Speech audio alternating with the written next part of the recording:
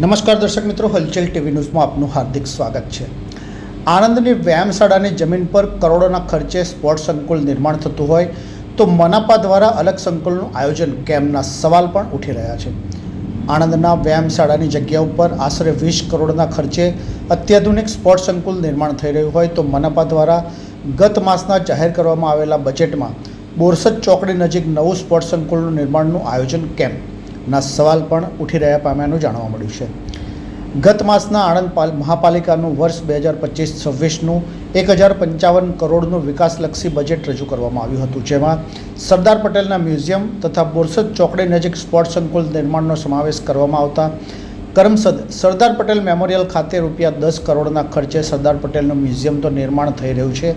આગામી જૂન-જુલાઈમાં તેને ખુલ્લું મૂકવામાં આવશે। મનપા દ્વારા સરદાર પટેલનું મ્યુઝિયમ ક્યાં ના સવાલ પણ ઉઠી રહ્યા છે।